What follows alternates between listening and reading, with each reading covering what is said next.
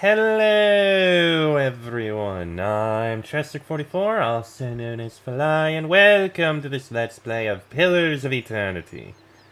Last episode, I believe we'd completed the last of the side quests and such that we had to do around here. So all we have to do now is continue on with the main story and turn in those particular quests.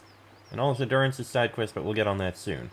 Before we do, I just want to take care of one more thing before we go and speak with the gods, and that is figure out just what our group is going to be for this end game. And I think it's probably going to be mostly the same, but I do kind of want to run through and, like, give level ups to anyone who may be left and needs a level up. Of which I can think of one person off the top of my head who will need that. Fortunately, we can do it over here. Speak to you for a sec. By the way, do we have loot to sell? We do.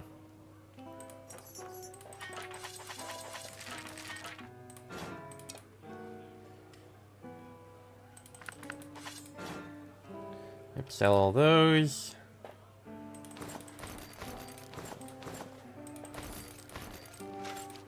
Sell those.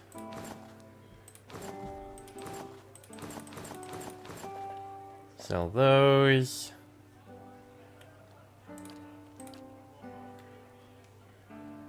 And books to sell. Oh wait, I can actually go back to here.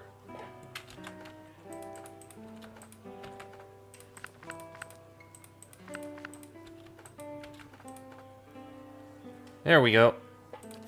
And now, companions. Let's get rid of those 5. Take those 5. Is there anyone who needs a level up? Or can get a better bit of gear?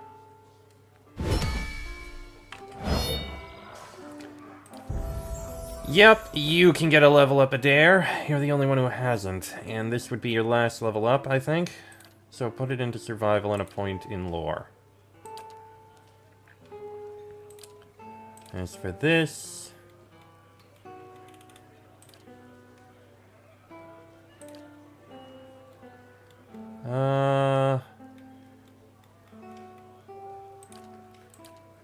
interrupting blows, I guess. For what it matters. He's the only one who had anything. Okay. What about your weapon?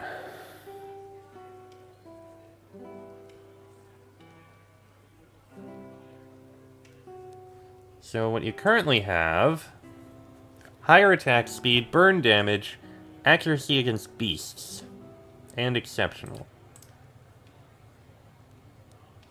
Minolet is minor missiles and critical hits. You know what? We'll go with this. Slight change, but it's no big deal. As for the rest of the people here, let's see. Rod, poleaxe, sword, quarterstaff, saber, sword. You've got a medium shield, not a large shield. Small shield, and we're back to the... okay. Armor-wise, you've got a unique light armor. You use light armor, I think? It's not as good.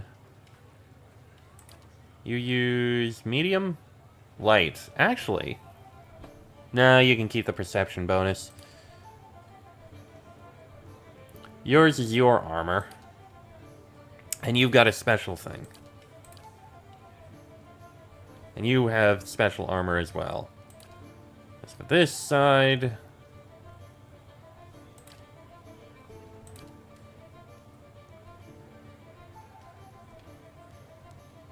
why do you have Sigil of the Arcane? Do you have anything that gives a boost to strength? You do not. You don't need the Resolve Ring. There. Take that one. It's fine. Yeah, I don't think there's really much in the way of gear that we need to swap around to people.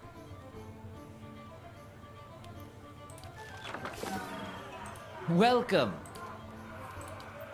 Okay. Take Safe out all of travels. those. And the Devil of Karak is busy. So who are we going to take? Even though we had Abdare at the beginning and he's a buddy, I feel like Pallegina is incredibly useful because of the sword she has, which instantly kills any vessels. Incredibly powerful, and it even took out Consulhat in one shot. Very good. Durance we're gonna take. Aloth we're also gonna take. And I kind of want to take Sigani and Kana. Sigani because we've had her with us all this time. It only seems fair. And Kana because, well, he's a chanter. He's a lore master. Thematically, I think it fits. Following your lead.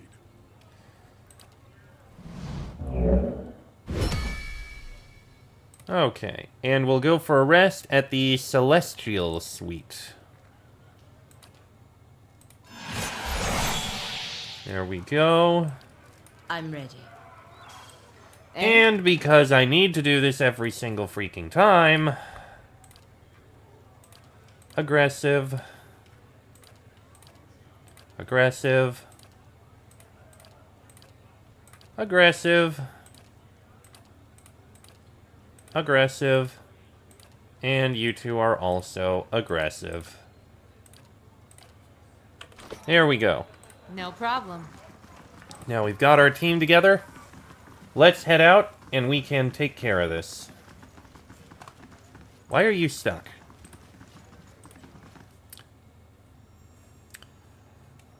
Okay then, so we spoke to 3 of them, but Gallowayne's the one we didn't speak to because we had already completed his quest. Let's start with Gallowayne. You stand once again before the shrine of Gallowayne and the Hound's Head constellation which marks the pedestal. From time to time you hear a little rumbling sound like a growl. Pray to him. I believe it's survival begins with strength from within. The air around you stirs and a gust of warm wind blows across the back of your neck. You catch the faintest smell of wet earth. As you kneel in front of the shrine, you feel yourself pushed forward. You catch yourself on your hands and knees, feeling warm, damp ground beneath them. Looking around, you find yourself crouched in a clearing in the middle of the woods. The smell of dirt hangs heavy in the air. You feel certain this is a vision, but the hairs on the nape of your neck still rise. Something leaps from the bushes. You find yourself pinned on your back and staring into the amber eyes of a massive hound. The beast looks at you. Gleaming fangs protrude from the sides of its mouth. Its nose twitches as it inhales your scent, staring at your shoulder and proceeding down the length of your arm. You follow its nose to your hand, which is covered in blood. A tongue as red and meaty as a steak lolls out of its mouth and swipes your bloody hand. Its lips curl into what looks like a smile. The beast looks back at you, and as it fixes you with its glowing eyes, its muzzle retreats into a long, bearded face, and its pointed ears lengthen, dropping to the sides of its head. What was a massive hound becomes a giant of a man, his broad, muscled shoulders draped with furs. He holds a flint knife to your neck and grins, revealing a row of long, pointed teeth. That's one way to make an introduction, I suppose. The lioness reigns still, and soon her cubs will rise. Why did you strike the bear down? If Awarenos could not seize his victory, he did not deserve it. Worthiness is proven in conflict. Might grappling with might. Flesh tears, bones break, and the ones that mend are stronger still. Blood mixes, and the worthier substance rises to the top. And you have proven worthy. He lets out a howl that rings through the air. He lowers his head, puffs of steam rising from his panting mouth. Twigs crunch and branches snap. The ground shivers under the weight of pacing, prowling footsteps. A dozen beasts, bears, wolves, and long-fanged cats stalk out of the undergrowth, their matching amber eyes fast on you. Changeable fellow, isn't he? This is why I prefer fishing. As the beasts encircle you, their master rises to his feet. Even the largest of bears can only reach his brown and muscle-knotted shoulders. You stand, mindful of the ring of predators surrounding you. You sought and won the favor of Gallowayne. What new prey do you now pursue? I hunt Theos. To track a quarry, You must understand its movements. And Theos follows the path of a more powerful master. Does he now? A warm breeze carries the smell of smoke and gunpowder. Sparks ignite and float in the draft, catching in the leaves over Gallowayne's head. A sudden blast of heat scalds your face, and even as you turn away, a flash of light sears your vision through your eyelids. When you look back, you see a woman in full plate standing next to Gallowayne. Her mirror-polished armor flickers with images of reflected flames. You can't see her face, but her voice is strong and clear like the ringing of steel. Let her know her foe. The whore breaks her silence at last. Have you missed me, Magrin? You may have found other lovers, but surely none that was my equal. Magrin says nothing in response. Indeed, she never even glances in Durance's direction. An involuntary tic causes the baggy skin beneath Durance's eyes to quiver. He says no more, his ruddy skin blanched white. Theos has trapped thousands of souls in sun and shadow like rabbits in a snare. Now, he goes there to retrieve the kill for his master Woodica. One of the bears paws at the ground in irritation, its hackles rising.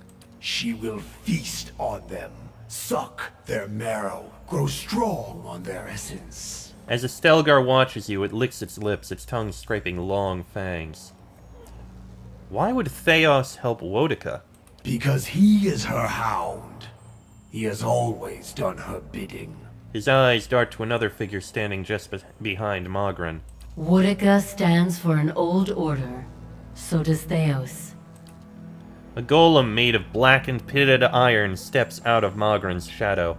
Its movements are slow, yet precise, each footfall accompanied by the groaning and grinding of metal. The steady orange glow of furnace coals emanates from its eye sockets. In Abaddon's crude yet efficient form, you see an uncanny resemblance to the eyeless, yet his limbs are more finely wrought, his joints more flexible. You also feel the essence of the eyeless teeming within him. They both fear change, and the Deerwood has changed much recently. People find answers not in the gods, but in animancy, the product of their own labors. And why not? When they have learned that even a god can be killed. Durance's eyes are wide, his beard is matted with sweat. Was that not as you commanded, my lady? We sought only to stoke your pride by bringing your vision to reality. Magrin stands still, unwavering. It is as though she had not heard him at all. Animancy doesn't seem to trouble you. The three gods seem to look at one another. One of the wolves sits and scratches his neck with quick strokes of its hind leg. The clash of ideas, the search for answers and meaning. These are other hunts. They would supplant you. How can you accept this so easily? This is the destiny of Kith, to struggle and transform, even through animancy. And to improve. Steady labor and earnest industry elevate Kith above Wilder and Beast. It is also useful that they should learn to improve their souls, whether through struggle, transformation, or labor. On this, at least, we have no disagreement. If only all of the gods' followers were as open-minded about animancy as you three. You haven't done anything to stop Theos. There is a pact. One Woodica herself has just barely kept. We gods must allow mortals to direct their own affairs. Ah. This limit keeps peace between us. So Woodica directs Theos, and he does her will. Pallegina sneers with contempt. Weaving through loopholes in a divine contract. I'm not surprised to hear that the gods are just as unethical as mortals when it suits them. It is not our fight. And what should I do about it? Track Theos. Follow the trail he has left for you, and corner him in sun and shadow. You must stop him before he empowers Woodica. And if you do, you will have a different decision to make. Really? Pallegina narrows her eyes. Experience with superior officers tell me this decision has a right and a wrong answer as far as the lot of you are concerned. Souls were ripped from the world, ripe and full and pulsing with essence. Scatter them like bones to a pack of dogs. Their essence will strengthen the souls of the Deerwood. Let the remains of the dead feed the survivors. Why would I feed the lost soul's essence to the rest of the Deerwood? To breed strength. Power is born from the mixing of essence and blood. The wolves snarl and snap. What Theos did cannot be undone. Thousands of lives have changed, and thousands more have ended because of his actions. But transformation gives purpose to trial. And improvement is the goal of all Kith. Long lives, prosperous futures, stronger minds and bodies. Strengthening those who remain will help repair the damage that Theos has done to the Deerwood. I thought you served the cause of preservation, Abaddon. Essence cannot remain in a dead body, any more than oil in a broken jar.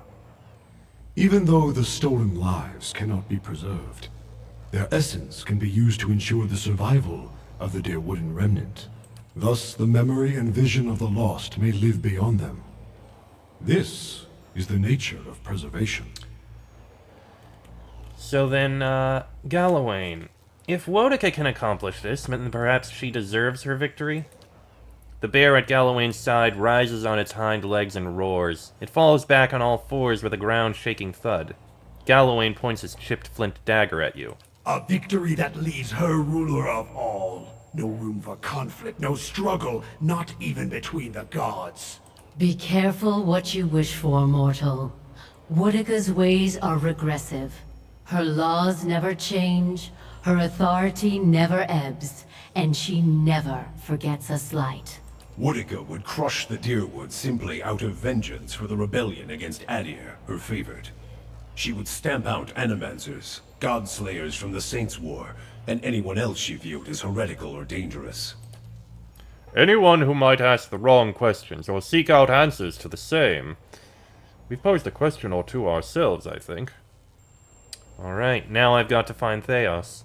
And when you descend the pit to Sun in Shadow, you can count on our assistance to see you safely through. As I hope we can count on yours when you reach the bottom. There are many souls upon the Burial Isle that are sworn to serve us. They belong to you now, and they shall guide your descent. Durance's face is grave. Beware the promises of a god, Watcher. They are binding, but only in one direction. The beasts grow restless, pawing the ground and eyeing you with renewed interest. The bear sniffs at the ground next to your leg. One Stelgar skulks into the circle, its amber eyes glowing. Galawain hurls his knife between your feet, sinking it to its handle. He raises his empty hand. Hunt him, mortal. And when you stop him, let the souls he has captured feed the Deerwood. Strengthen the souls of those who remain. Prepare them to face the challenges that will follow. Pledge that you will do this, and we will grant you a power fit for the finest warrior who ever lived. Betray us, and my beasts shall track you down. Our allegiance is not to be accepted and cast aside. I would hear what the other gods have to say first. Consider and calculate, but decide. Galawain's hand falls, and the growling pack lunges into the circle. The vision vanishes in an instant, returning you to Ter Evron, where burning candles replace the glowing eyes of Galawain's beasts. Well, Durance apparently wishes to speak with us. Very well. Abaddon, Magran, and Galawain. Rimergon, Skane, and Andra there, and then we have Hylia and Barath. Let's speak with Hylia next. Please. You kneel. While you pray, you feel the space around your body shift and melt, and you find yourself in a vision of the mountaintop temple. Yet you see neither worshippers nor a dragon, but a tree. Its limbs wrap around the perimeter of the temple, tapering into twigs and branches of all sizes and angles. They seem too long and too numerous to be held up by the meager trunk, but they hold steady in the breeze. A single sparrow lands on the nearest branch.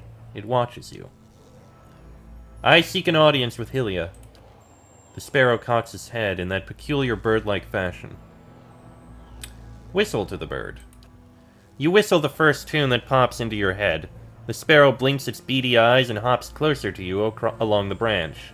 It bobs its tiny head and opens its beak, and the rich, trilling melody that spills forth is the song of a chorus of birds. A massive flock descends with a thundering of wings and whooping, screeching, chirping calls. They fill the boughs of the tree by the thousands, birds of every shape, size, and color nesting next to one another. To be honest, I really can't stand birds. A breeze ripples through the air. The limbs sway, creaking with a strange, gentle rhythm. A few hundred of the birds flit from their branches, forming a brilliantly variegated flock in front of the tree.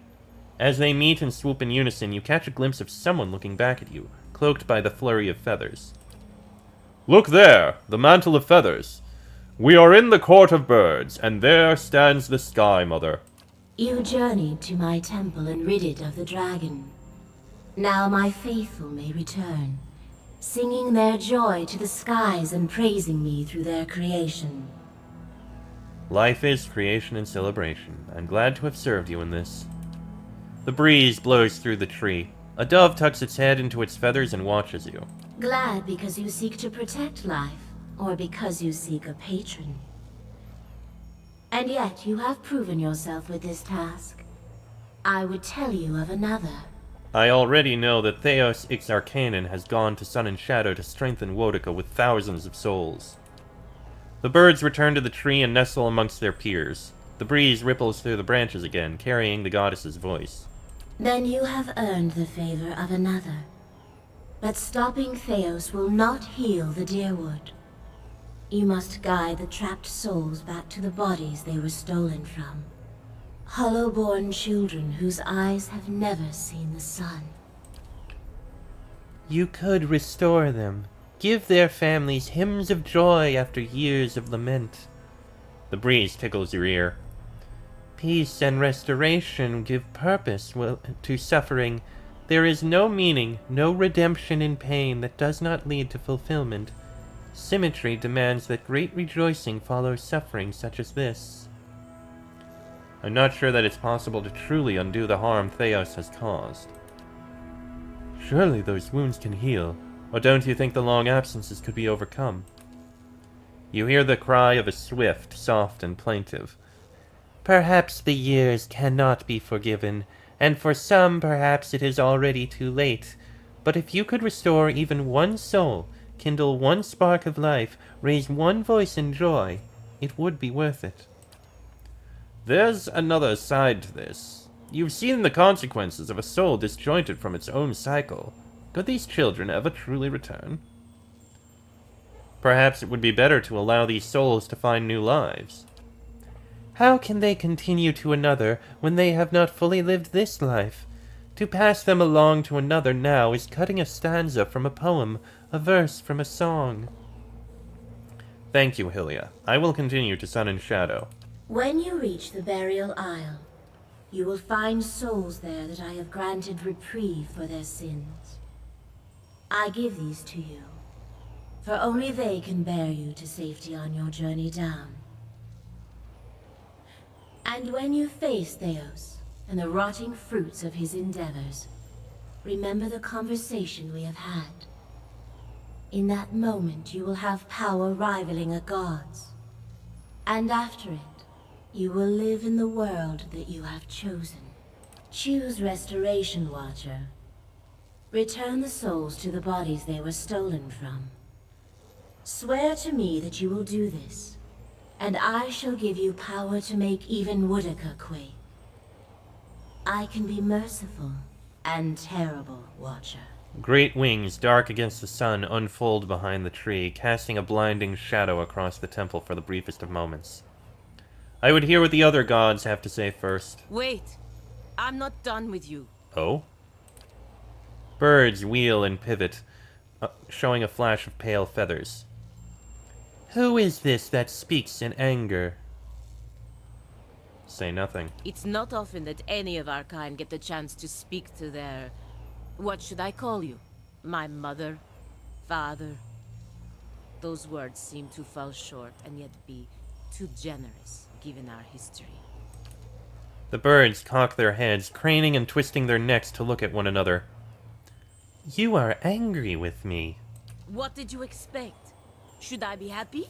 To be like this? To live like this? What kind of creator does this to her creation and abandons it in a world this cruel? And should I have plucked you from your home, wrapped you in my wings, and brought you to a nest like this one? Some tranquil and harmonious place, far from the war chants and battle dances you love so well. A hawk shivers, ruffling its feathers. Tell me what you want. All I've ever wanted from any of your kind is to take some responsibility. Any responsibility for what you've done. To us. To every one of the children you've abandoned. The birds flap their wings, rising from the branches. You are a song of ferocity, and one I love well. I hear your furor and rage, and it is music. Your prowess and valor leave a trail like a tapestry upon the world. I would not dampen your song, even with the comfort of my wings. What does that mean? Come back here! There is no response. Pallegina's fists clench in frustration. I'm sorry you didn't get the answers you were looking for, Pallegina. You deserve better. We all deserve better. Well, we'll be speaking with her soon. Alright, this episode's gonna go long as we speak with everyone. Let's move on to Bareth. Oh, look at that. Mission completed. And we get Cloak of Comfort. Defenses, max endurance, damage reduction. That's a pretty good cloak, truth be told. Alright, Bareth. As you pray to Bareth, you again find yourself on the road. Squinting into the distance, you see a short, pale figure waiting for you. At first you think it's another vision of Archdruid Reston, but then you notice the figure's skeletal frame and rictus grin. He stands in front of another skull gate, but the way leads down, not onward. He beckons for you to approach. The Usher, gatekeeper at the Shroud. Not here for us, I hope. I'm not done just yet. Behind you is a woman, her skin milk pale against her black hair. She wears a suit of armor so dark it seems to suck the light from the stars. The road winds up a mountain behind her. A toll, traveler. Ah, and here's the Pallid Knight. That toll will grow steeper with time. Kana gives a nervous chuckle. We'll follow the Usher. He gives you a lipless smile and leads you into the Skull's Maw and down a long flight of stairs. The Pallid Knight follows close behind. It seems as if you are in a gigantic cavern. The ceiling curves up and away, and it's dotted with moisture. At this distance, the shining beads look like stars, clustered and scattered in constellations. Two identical cave mouths wade up ahead, and you follow the Usher to one of them. Standing at the edge and gazing down, you see an endless, ever-changing plain bisected by a road. Only then do you realize that you're no longer on the road. As you follow the road to the point where it disappears below you, you realize that you're standing in one of the eye sockets of a massive skull. The Usher points to the road. Archdruid Reston appears below you. He's just as you remembered him, stern and smooth-skinned, yet with each step along the road he grows, swelling with blood and essence. His heavy steps become slower and slower until he stops altogether. His distended body fills the path completely. You met a dwarf traveling this road. What did you do? He lived on the blood of others. I saw justice done. There is no justice in the tides that move the seas, nor in the seasons that nurture and slay all growing things. There is no morality in the forces that move the world. They are inevitable, products of their own self-perpetuating motion. As Reston's swollen body ruptures, the effect is like a dam bursting. Ghostly figures as hazy and indistinct as wisps of smoke continue along the cleared path. Some tumble and rush along, while others amble and drift, but all continue forward. The Usher directs your attention to another figure moving down the path. This time you see high ovate Arona. As she follows the road, her movements become slow and erratic. Her legs creak with each step, and her feet grow long, thick roots that burrow into the ground. She finally stops, rooted in place. You found a tree that had lived for centuries. Its roots were deep, and its boughs sheltered many. Why did you cut it down? It was a parasite, While its branches sheltered others, its roots sucked them dry. All draw their life's energy from the deaths of others. This is why all must remain part of the cycle of death and rebirth. No creature may be a closed loop unto itself. Arona's body petrifies below, and the shimmering leaves of her hair blow down the path. You seek another who has lived his lives on the brink of the cycle. He sits on the inside of the wheel, observing its revolutions. With each life, he is plucked from the stream and returned to it intact. Why do you hunt Theos? Theos has entrapped thousands of souls for Wotica. I've got to stop him from giving her absolute power. If you know this much, then another god has already spoken with you, and given you half of the answer. Half? Theos serves Wotica. She desires an escape from her own cycle, power without decline. Theos has removed thousands of souls from the cycle so that their essence might empower her. The black depths of her eyes threaten to swallow you. You must stop him, and you must return them to the cycle. What end would it serve to send the souls back into the cycle? Attending to those souls is a question of stability, Watcher, of maintaining the natural order of the world and the ebb and flow of essence. Couldn't they be returned to Hollowborn? As battered, burdened things, do you mix soured wine with fresh? The kindness you seek lies in giving them a new beginning, not in shackling them to this life. If Theos has meddled with these souls, perhaps it would be better to destroy them.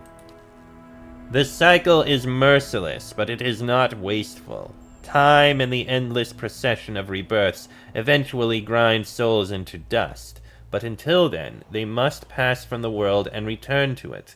Their continuing movement advances the cycle itself. Cycles are changeless and monotonous. Surely there's a better alternative. The illusion of revolution. It is merely part of another cycle, and a painful one. True change has structure, geometry. It is the product of cycles within cycles, 1,000 gears spinning and moving the universe by degrees. What's wrong with Wotica seizing this power? The cycle of Kith is a thing of balance. Likewise is the cycle of gods. We rise and fall in the favor of mortals, only to fall and rise again. But Wotica seeks the power to place herself outside this cycle. She would root herself and grow to the detriment of others. The usher silently gestures to the road, where a broken tree and a husk of flesh are still visible. I think I understand what you're telling me. The usher gestures to the road and the starry expanse beyond, while the pallid knight speaks. I only show you the motion of the universe, Watcher. Why does Wotica even need Theos' help?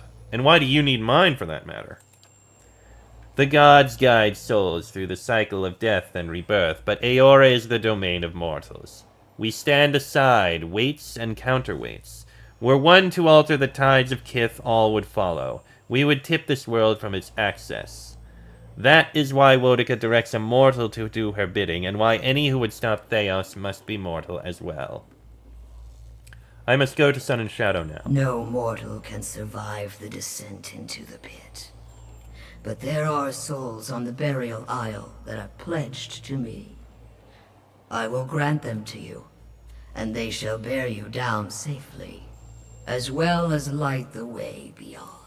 A multitude appears at the other end of the road, raising their voices and kicking up dust as they make their way toward you. Return them to the cycle, Watcher. Promise that you will, and I shall give you power befitting a champion of death. Accept my favor, however, and I will demand this decision as your due. I collect from all mortals in time. I would hear what the other gods have to say first.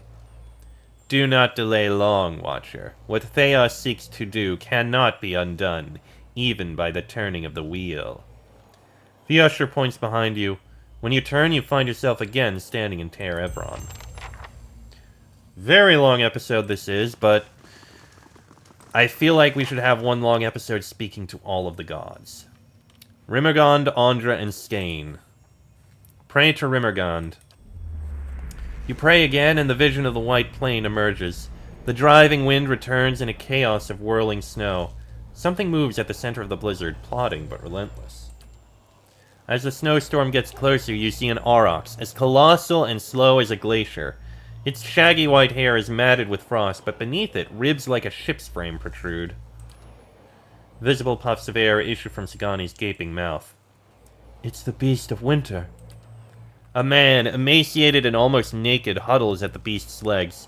His body is scored with lash marks, and his nose and ears have been carved from his face. His black eyes pierce the white out. By the wheel, it's Skane. The aurochs stops and stands before you, enveloping you in the violent blizzard that surrounds it. Though its mouth does not move, the beast speaks in a deep, thunderous voice. A clan of Glamfelin ventured from the White Vat Wens to find the crack in the ice. When you sealed it, you damned their souls to a slow weathering here, one they had sought to escape. Their recklessness endangered the rest of Old Song. For each there is a season watcher. Winter's shroud covers all things in its time. The heat and energy of life dissipates, and untethered essence fades into chaos. But entropy is a chisel of ice and a hammer of wind. It is not for mortals to wield these tools. The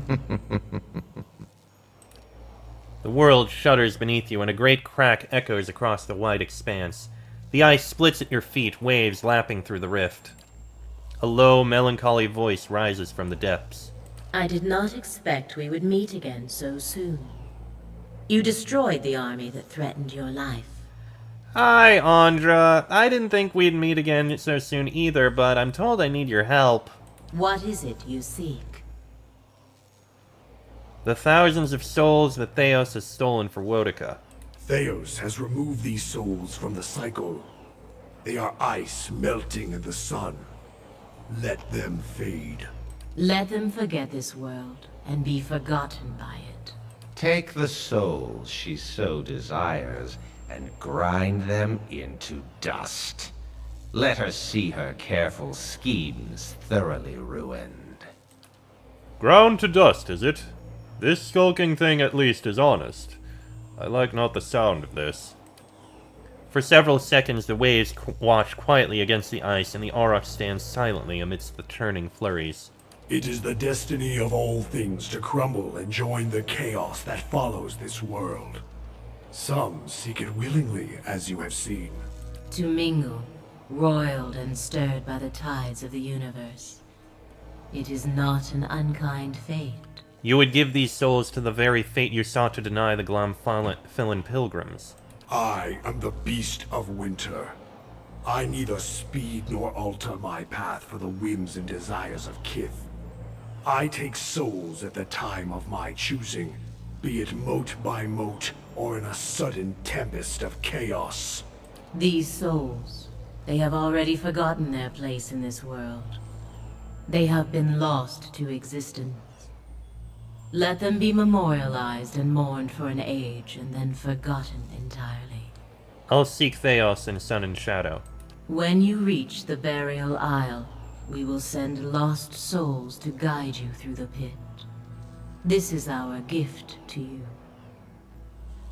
What you do after you face Theos will be your choice, but we would have you set the stolen essence adrift. And whether you would heed us or no, understand that our end comes to all things eventually. Help us achieve it, and we shall reward you now with a power to rival Theos's. But do not choose lightly. We forget nothing, least of all a betrayal. I need to think about this. Do not wait forever. We wait, but Theos does not. Rimmergond continues toward you, swallowing you in a blinding, deafening snowstorm. You experience a dizzying, exhilarating disorientation, oblivious to the landscape around you, and even the reality of your own body. You hear a noise that could be the shrieking winds or Skane's screech and crackle, and then it recedes with everything else. Rimmergond reappears in the distance, trudging away from you, and the whiteout follows him. As the vision of snow fades, it leaves in its wake the flagstones of Ter Evron. So that is what each of the gods wish. We will discuss things in the next episode, because this one's gone on way long enough, longer than usual, and we need to take time to discuss. But that'll be in the next episode. So, until then, I'm Chester44, also known as Falai. That is Laniara, Palagina, Kana, Durance, Aloth, and Sagani. This has been a Let's Play of Pillars of Eternity, and I shall see you all next time.